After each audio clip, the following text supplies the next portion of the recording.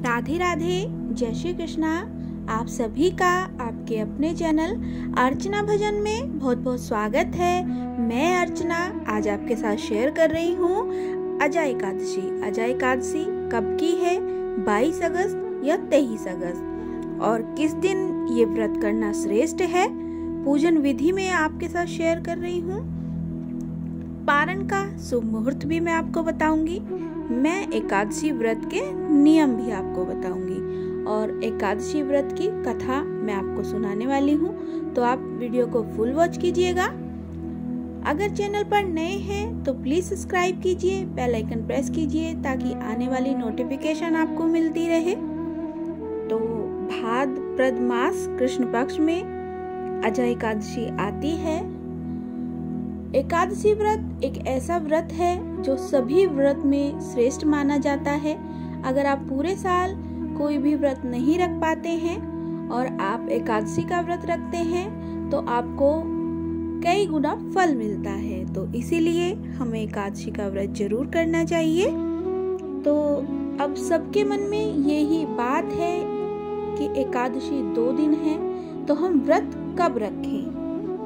तो मैं आपको बताऊंगी किस दिन श्रेष्ठ है। वैसे तो कुछ लोग 22 अगस्त को रखेंगे और कुछ लोग 23 अगस्त को रखेंगे, लेकिन जो श्रेष्ठ माना जाता है वो किस दिन रखना है वो मैं आपके साथ शेयर कर रही हूँ। तो पहले हम बात करते हैं एकादशी तिथि कब आ रही है। तो एकादशी तिथि जो आ रही है वो 22 अगस्त सुबह 3:35 पर आ रही है और जो समाप्त होगी वो 23 अगस्त सुबह 6:06 पर समाप्त हो जाएगी। तो अब आप सोचेंगे दोनों ही दिन एकादशी है तो हमें उपवास कब करना है। तो देखिए, हम ये मानते हैं हिंदू धर्म के अनुसार जो एकादशी होती है जिसमें 10वीं तिथि मिश्रित होती है वो हम नहीं रखते हैं, उसको श्रेष्ठ नहीं मानते हैं। जो तिथि द्वादशी, एकादशी और द्वादशी मिश्रित होती है उसका उपवास श्रेष्ठ माना जाता है।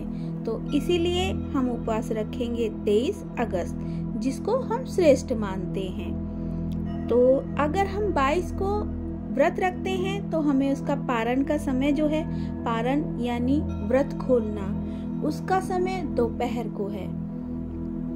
तो जो हम 23 अगस्त को व्रत रखेंगे वो हम सुबह ही पारण करेंगे।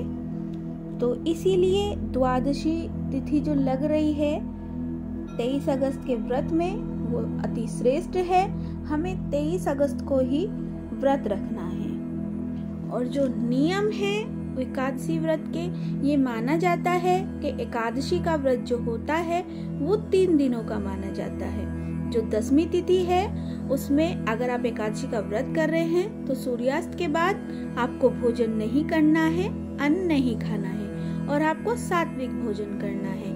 लहसुन प्याज का बिल्कुल उपयोग नहीं करना है। अगर आपको रात को कुछ खाना है तो आप फल और दूध ले सकते हैं, लेकिन आपको अन्न नहीं खाना। और एकादशी के दिन आपको अन्न नहीं लेना है, आप फल ले सकते हैं, दूध ले सकते हैं। और द्वादशी में आप पूजा पाठ करने के बाद, दान करने के बाद तब जाकर आप अपना पारण कर सकते हैं, अपना उपवास खोल सकते हैं। तो इस तरह से हम 3 दिन का ये उपवास मानते हैं। अब मैं आपको अजा एकादशी की कथा सुना रही हूँ, तो आप ध्यान से सुनिएगा। श्री युधिष्ठिर ने कहा, हे द्वारिकानाथ, अब आप मुझे भादो मास के कृष्ण पक्ष की द्वादशी के विषय में बताइए। श्री कृष्ण ने कहा, हे राजन, भादो मास के कृष्ण पक्ष की एकादशी का नाम अजा है। इसके व्रत रखने से समस्त पाप नाश हो जाते हैं। जो मनुष्य इस दिन भगवान की पूजा करके भक्ति पूर्वक व्रत करते हैं उनके समस्त पापों का नाश हो जाता है। प्राचीन काल में हरिश्चंद्र नाम का चक्रवर्ती राजा राज्य करता था। वह अत्यंत वीर प्रतापी तथा सत्यवादी था। उसने किसी अज्ञात कर्म तथा प्रतिज्ञा के कारण अपने राज्य को त्याग दिया और अपनी स्त्री तथा पुत्र को भी बेच दिया। स्वयं भी चांडाल के यहाँ नौकर बन गया। वह चांडाल के यहाँ रहकर कफन आदि लेने का कार्य करता था, परंतु इतने आपत्ति काल में भी उसने सत्य को नहीं त्यागा। इस प्रकार जब उसे बहुत वर्ष बीत गए तो अपने इस कर्म का बड़ा ही दुख हुआ और इससे मुक्त होने का उपाय खोजने लगा। उसे हर समय यही चिंता लगी रहती थी कि वह क्या करे। इस प्रकार चिंता रूपी शोक में बैठे हुए राजा के पास गौतम ऋषि आए। राजा ने उन्हें देखकर प्रणाम करते हुए हाथ जोड़कर अपने समस्त दुखों की कथा सुनाई। गौतम ऋषि ने राजा से कहा, हे सत्यवादी हरिश्चंद्र, तुम भादो मास के कृष्ण पक्ष की आजा नाम की एकादशी का विधि पूर्वक व्रत करो। रात्रि में कीर्तन करते हुए भक्ति सहित जागरण करो।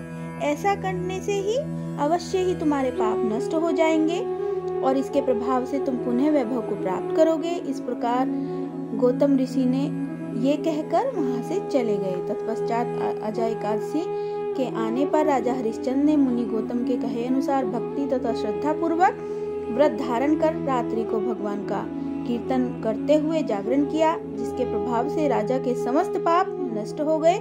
इस समय स्वर्ग में नगाड़े बजने लगे तथा आकाश से पुष्पों की वर्षा होने लगी। उसने अपने सामने ब्रह्मा, विष्णु, महेश आदि सभी देवताओं को खड़ा पाया। तब उसने अपने मृतक पुत्र को जीवित तथा अपनी पत्नी को आभूषणों से युक्त देखा। इस व्रत के प्रभाव से उसे अपना राज्य पुनः प्राप्त हुआ और अंत में अपने परिवार सहित स्वर्गलोक को गया। हे राजन, यह सब अजा एकादशी के व्रत का प्रभाव था।